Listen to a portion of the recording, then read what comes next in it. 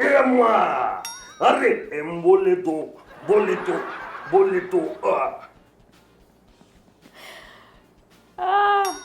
तुम्हें आज मुन्ना भाई एमबीबीएस कहाँ से याद आ गए? अच्छी फिल्म है ना, लेकिन अरे I love the film, beautiful film. Actually मैं मुन्ना भाई का गाना जरूर गुनगुना रहा था, लेकिन एक बात बोलने की है। क्या? यही कि मुन्ना भाई की तरह बिंदास अपने मन की बात को बोलना कितना जरूरी होता है। होता है कि नहीं ये अम्मा? हाँ वो तो है, बहुत ज़रूरी है। पर मुझे लगता है कि कभी कभी शायद अपने मन की बात सबके सामने बोलना हम लड़कियों के लिए ना थोड़ा ज़्यादा मुश्किल है। शायद तुम लड़कों के लिए इट्स ईजियर, बट हमको खुल के बोलने की इतनी आज़ादी कभी एक्चुअली मिली नहीं। पर ये भी सच है कि ज़माना तो बदल रहा है। अब सुनो इन नौजवानों के प्रश्न और फिर उस पर चर्चा करते हैं। हेलो DIY यूथ स्किल, मैं कुंदन कुमार मधुबनी ज़िले से और मैं कक्षा 10वीं का छात्र हूं और मैं आज आपसे कुछ पूछना चाहता हूं। क्या आप मेरे सवालों का जवाब देंगे? तो चलिए शुरू करते हैं। मैं आपसे यह पूछना चाहता हूं कि हम वनों की कटाई को कैसे रोक सकते हैं। धन्यवाद। कुंदन जी, आप देश और दुनिया के वन की कटाई तब बंद करवाएंगे जब आप और करोड़ों युवा लोगों को प्रेरित कर पाएंगे कि वन ग्रह के फेफड़े हैं, लंग्स। और हम जानते हैं कि क्या होता है जब हमारे फेफड़े काम नहीं करते। या फिर आप सस्ता, टिकाऊ, ट्री फ्री पेपर यानी पेड़ मुक्त कागज का आविष्कार करें ताकि हम लोग पेड़ की कटाई कम कर दें। Very nice. Hi DIY youth skill, मैं पल्लवी कक्षा 11वीं की छात्रा मधुबनी से आज आपसे एक सवाल करने वाली हूँ। चलिए देखते हैं आप उसका जवाब दे पाते हैं या नहीं। तो मेरा सवाल ये है कि हम जो टीवी चैनल पे समाचार देखते हैं वो सही है या नहीं, उनकी पुष्टि कैसे की जाती है। पल्लवी, आपके सवाल का बहुत शुक्रिया। मेरे राय में आप एक आर्टिकल या एक न्यूज़पेपर या वेबसाइट नहीं, 5-6 अलग अलग सोर्सेज से अपनी इंफॉर्मेशन लीजिए और पूरी तरह से सच को जान लीजिए। जितनी आपकी जानकारी गहरी होगी उतनी ही गहरी आपके शब्द और ओपिनियंस होंगे। याद रहे, लाइफ में आपको अपने सवालों के जवाब अपने भीतर ही मिल जाएंगे, आपको बस सुनना है। तो चलिए इसी बात पे हम सुनते हैं आज के सवालों के सिलसिले। आपका पहला सवाल, अपनी बात कहना क्यों जरूरी है? अपनी बात कहने के लिए आप कैसे प्रैक्टिस करेंगे? क्या सिर्फ ऑनलाइन किसी चीज के बारे में जानकारी जुटाने को रिसर्च कह सकते हैं? जो भी आप ऑनलाइन पढ़ते हैं, क्या वो सब कुछ सच होता है? लड़कियां, लड़के, महिलाएं और पुरुष गुड न्यूज से संबंधित कौन से उद्यम शुरू कर सकते हैं जो पर्याप्त नहीं है? इस उद्यम को स्थापित करने के लिए आपको किन चीजों को ध्यान में रखना होगा? महिला पत्रकारों को मिलने पर कहानी की लड़कियों ने उनसे क्या कौशल सीखे? तो थे ये आज के हमारे सवालों के सिलसिले।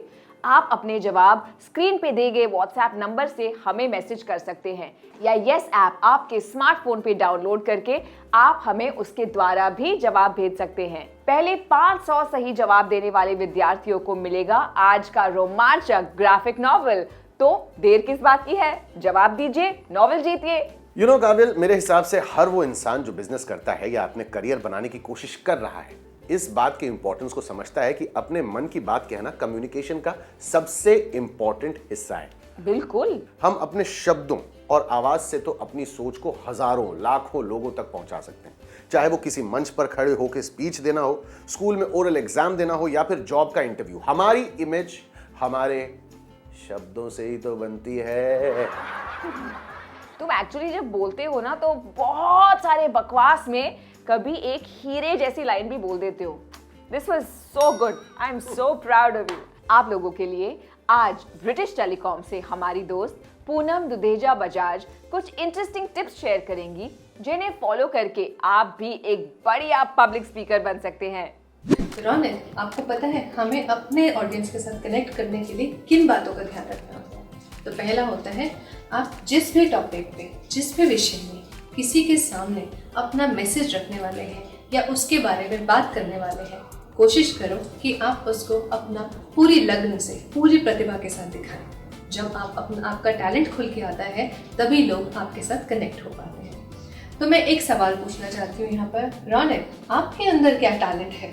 मेरे में एक्टिंग का टैलेंट है। तो जरूर कोई फेवरेट एक्टर भी होगा। हाँ है, टाइगर श्रॉफ।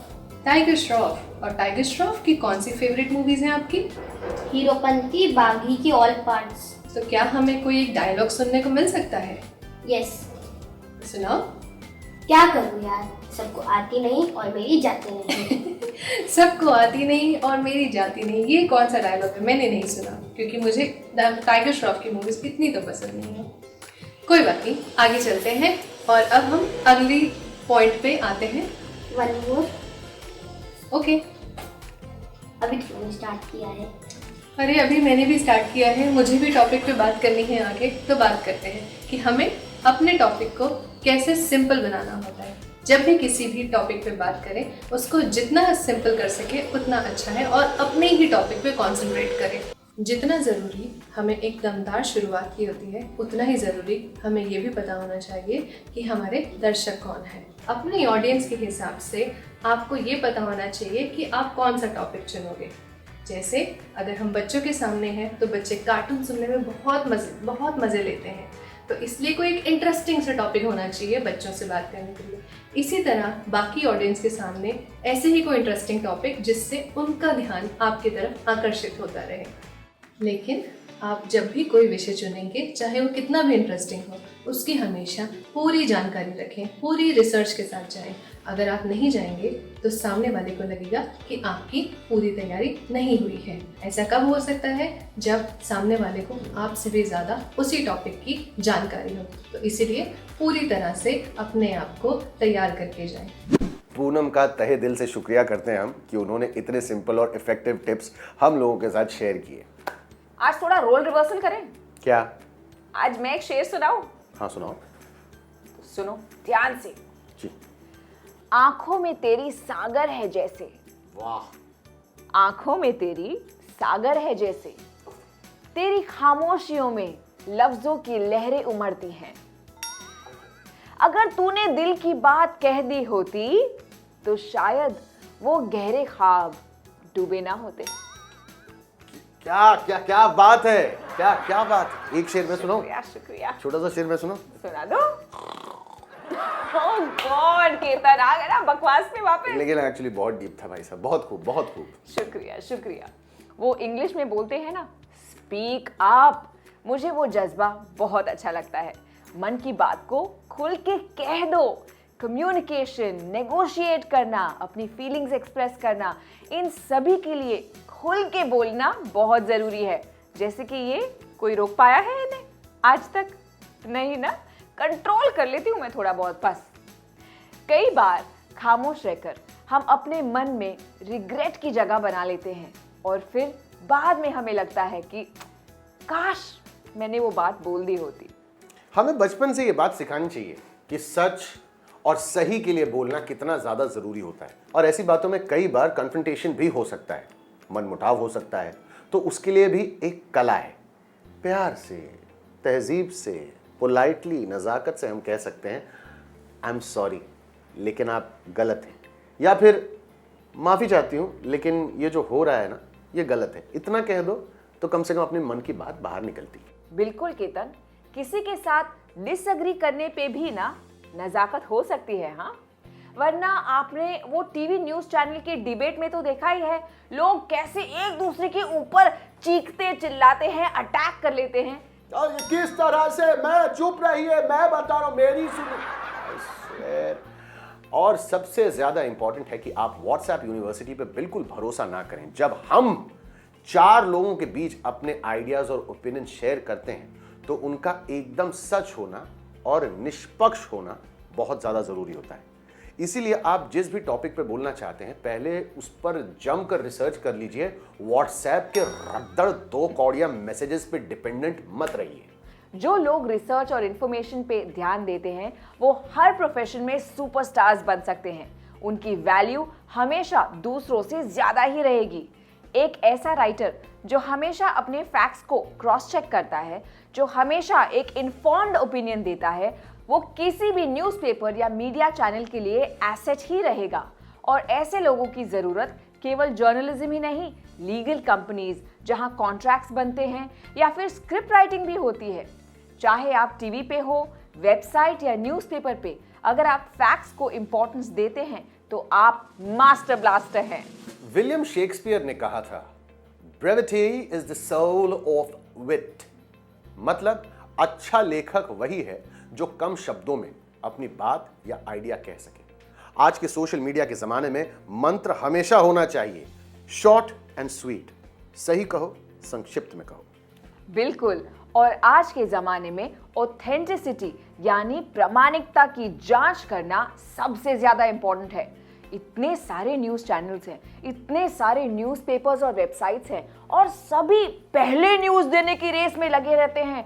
सबको एक्सक्लूसिव देना है और सबसे पहले देना है। इसीलिए शायद हर स्टोरी या फैक्ट्स को क्रॉस चेक या रीचेक करने का टाइम नहीं रहता। किसी ज़माने में हर न्यूज़पेपर टीम में रिसर्चर, राइटर, एडिटर होते थे जो लिखे गए फैक्ट्स को 2-3 बार चेक करते थे। आज हमारे पास उतना समय नहीं है, पर ऐसा होना नहीं चाहिए ना। करेक्ट। जो हम लिखते हैं, कहते हैं, उसका असर कई हजार, कई लाख लोगों पर होता है। इसलिए ये बहुत ज्यादा इंपॉर्टेंट है कि हम हमेशा जो भी कहें, जो भी लिखें, वो 100% 100% सच हो। और ये तभी मुमकिन है जब एक पूरी टीम मिल के साथ काम करे और सारे फैक्ट्स को अच्छे से चेक करके उन्हें फिर रिलीज करे। इंडिया में मीडिया की रिस्पॉन्सिबिलिटी बहुत ज़्यादा है, क्योंकि यहाँ पे अभी भी प्रिंट रीडरशिप यानी न्यूज़पेपर पढ़ने वाले लोगों की संख्या बहुत ज़्यादा है। इसलिए न्यूज़ का फेयर और सही होना बहुत ज़रूरी है। इनफैक्ट हम वातावरण का भी ध्यान रखते हुए रिसाइकल्ड पेपर से न्यूज़पेपर और मैगजीन्स प्रिंट कर सकते हैं, और ऑनलाइन और मोबाइल ऐप से न्यूज़ देने में तो सबकी भलाई है ही। मेरे पास एक बहुत जबरदस्त इंटरेस्टिंग बिजनेस आइडिया भी है। यंग राइटर्स और रिपोर्टर्स ने गुड न्यूज की एजेंसी चलानी चाहिए। सारे टीवी न्यूज चैनल्स पर अजीब अजीब सी खबरें होती हैं, बुरी खबरें होती हैं। जैसे मुझको 1-2 न्यूज याद है कि मतलब न्यूज चैनल शुरू हुआ, जैसी लगाया वैसी शुरू हो गया, देखिए ये एलियन खड़े हुए खेत में भैंस का दूध पी गई, कौन है ये एलियन? अरे मैंने तो एक बार ये भी सुना था, पटरी पर चल रही ट्रेन को टक्कर मारी कॉकरोच ने, ट्रेन हुई ध्वस्त। कौन कॉकरोच है ये, कहाँ से आया है? हल्क होगन है क्या है ये, रॉक है? सोशल मीडिया पे बहुत से नए लोग हैं जो इंस्पिरेशनल और फील गुड न्यूज और स्टोरीज बनाते हैं। नई जनरेशन इसको अगर सीरियसली प्रेजेंट करे तो हम गुड न्यूज की एक लहर ला सकते हैं। न्यूज़, फैक्ट्स और ओपिनियंस के बिजनेस का सबसे अच्छा एंगल ये होता है कि इस प्रोफेशन के साथ आप दुनिया बदल सकते हैं। एक तरफ आप अपने ऑडियंस को एजुकेट भी कर सकते हैं और दूसरी ओर नई जॉब अपॉर्चुनिटीज भी बना सकते हैं। मेरा एक छोटा सा सुझाव ये है कि जब आप ये नई जनरेशन अपने न्यूज़ चैनल या मीडिया कंपनीज बनाएं तो उसमें 50% लड़कियों को जगह दें, जिससे इक्वल अपॉर्चुनिटीज मिलेंगी। साथ ही आप लोग नए ज़माने की नई मीडिया बनाएंगे जहां सभी लोग 20 से 23 साल की उम्र तक के होंगे। और इसी टॉपिक पे हम आपको ले चलते हैं आज की ग्राफिक नॉवेल की एडवेंचर स्टोरी की तरफ। इस स्टोरी में प्रज्ञा और रुखसाना सच को ढूंढने निकल जाती हैं। ये दोनों लड़कियां चाहती हैं कि वो सारी दुनिया को खुलकर बता सकें कि उनकी जिंदगी में क्या क्या प्रॉब्लम्स हैं, कैसे वो सच और फैक्ट्स को ढूंढती हैं, अपने फोन पे इंटरव्यूज रिकॉर्ड करती हैं और सही सवाल पूछने से कभी कतराती नहीं हैं, सीख जाती हैं। जब लड़कियां आवाज उठाती हैं तो क्या होता है? विश्व सुनता है। हाँ, यह इस बारे में है कि जब लड़कियां बोलती हैं तो दुनिया कैसे सुनती है। प्रज्ञा और रुखसाना 2 लड़कियां हैं जो हमेशा अपने आसपास और उनके साथ होने वाली हर चीज के बारे में सवाल पूछती हैं। रुखसाना प्रज्ञा से पूछती है, मुझे 18 साल की उम्र से पहले शादी क्यों करनी चाहिए? और माता पिता को दहेज क्यों देना चाहिए? रुखसाना पूछती है, जंगलों के पेड़ आग क्यों पकड़ रहे हैं? झीलें क्यों सूख रही है? गांव में इतना प्लास्टिक और कचरा क्यों है? हमारी जमीन क्यों सूखी हुई है? लड़कियां बोलना चाहती हैं और दुनिया को उन चुनौतियों के बारे में बताना चाहती हैं जिसका हर दिन वो सामना करती हैं। लेकिन वे ऐसा कैसे कर सकती हैं, ये उन्हें नहीं पता है। फिर वे 4 बहादुर युवा महिलाओं से मिलती हैं जो पत्रकार हैं और जो समस्याओं को ढूंढती हैं जहां वे रहती हैं और उनका समाधान खोजती हैं। प्रज्ञा और रुखसाना उनसे सीखते हैं कि कैसे जानकारी को सही तरीके से इकट्ठा किया जाए, कैसे एक कहानी को पहचाना जाए और उस पर काम किया जाए, लोगों का इंटरव्यू कैसे लिया जाए, इंटरव्यू रिकॉर्ड करने के लिए उनके मोबाइल फोन का इस्तेमाल कैसे किया जाए और कैसे सही सवाल पूछे जाएं। वे यह भी सीखती हैं कि सही और पेशेवर तरीके से कैसे कैमरे का इस्तेमाल करें। वे समाचार रिपोर्ट लिखना भी सीखती हैं। लड़कियां अपने वीडियो समाचारों को लिखती हैं और रिकॉर्ड करती हैं, जिससे लोगों में जागरूकता पैदा होती है। वे न केवल पत्रकारिता में नौकरी पाती हैं, बल्कि कुछ समय बाद वे अपने गांव में अपना अखबार भी शुरू करती हैं, जिससे वे पैसे कमाती हैं और समस्याओं का समाधान भी करती हैं। तो आप आज के बारे में क्या बोलेंगे?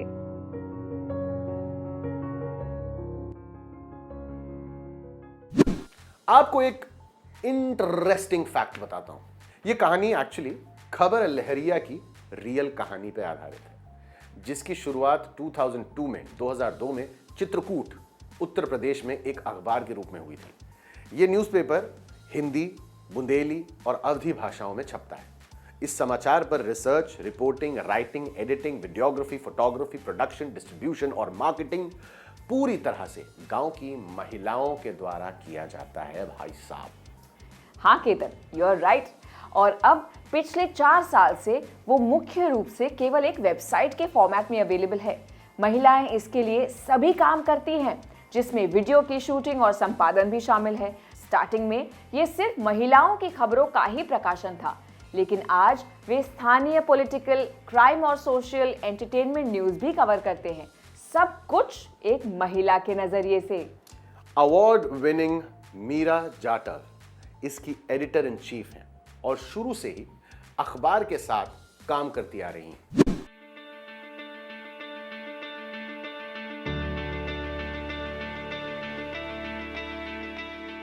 मैं 16 सालों से देश के एकमात्र ग्रामीण महिला न्यूज एजेंसी को चला रही हूँ।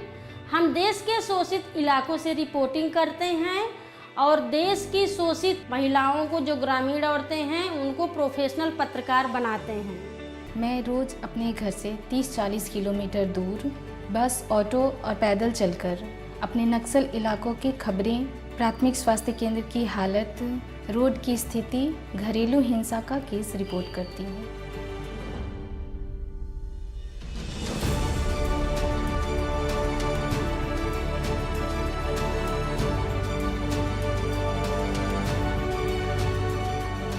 मैं शिवहर जिले के एक छोटे से गांव से हूँ और मैं दिल्ली में न्यूज़ एडिटर हूँ। मेरे डेस्क पे हर रोज़ रिपोर्टर की तरफ से कई सारी खबरें आती हैं और जिनका चयन हमें यहाँ करना होता है।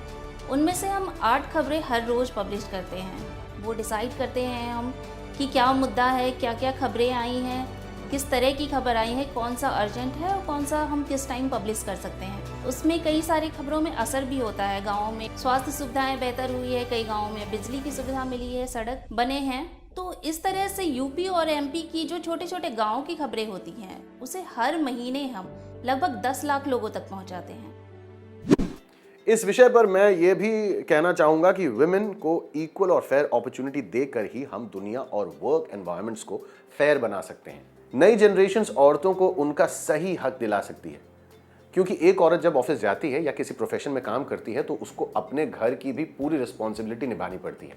घर का सारा काम भी वही करती है, बच्चे, बूढ़े, पति और परिवार का ख्याल भी रखती है और साथ ही साथ अपने ऑफिस का काम भी करती है।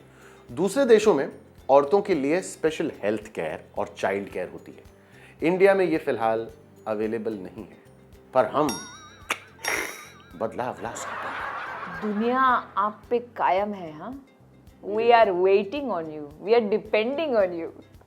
फेयर प्ले होना बहुत ज़रूरी है। हमारे देश में औरत घर और परिवार को सेटअप ही नहीं करती, लेकिन संभालती भी है। लेकिन उसको क्रेडिट देते वक्त ना आदमी के पीछे रखा जाता है। आदमी की ही तरह औरत भी जॉब करती है, रिस्पॉन्सिबल होती है, ट्रैवल करती है और साथ ही साथ अपना घर भी चलाती है। और ये कोई छोटा काम नहीं है। इसीलिए ना सिर्फ सोसाइटी बल्कि कंपनीज और ऑफिसेज ने भी औरतों को थोड़ा क्रेडिट और देना चाहिए और उन्हें पुरुषों के साथ साथ इक्वल ट्रीटमेंट देनी चाहिए, रिस्पेक्ट और पैसे भी देने चाहिए। मैं बस इतना चाहूंगा कि औरतों को ना हम उनकी इक्वल राइट्स, इक्वल हक देना सीख जाएं। इसी बात पे कहेंगे कि नारी शक्ति जिंदाबाद। गो गर्ल पावर। जी हाँ, सभी का शुक्रिया एंड सी यू सून। क्या सी यू सून? कहाँ चले यार? रुको, पिक्चर अभी बाकी है मेरे दोस्त। पिक्चर अभी बाकी है। हम आपको रिमाइंडर दिए बिना कैसे जा सकते हैं?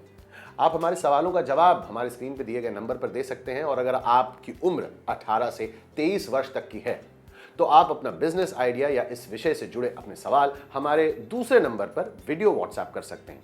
अपना नाम, नंबर, पता देना ना भूलें। पता चला तोरा सामान और कम मिल रहा है। तो फिलहाल हमको दीजिए इजाजत, आपसे जल्द मुलाकात होगी। मेरा नाम है केतन सिंह और मैं हूँ Kavya Sidani. Okay, bye bye bye.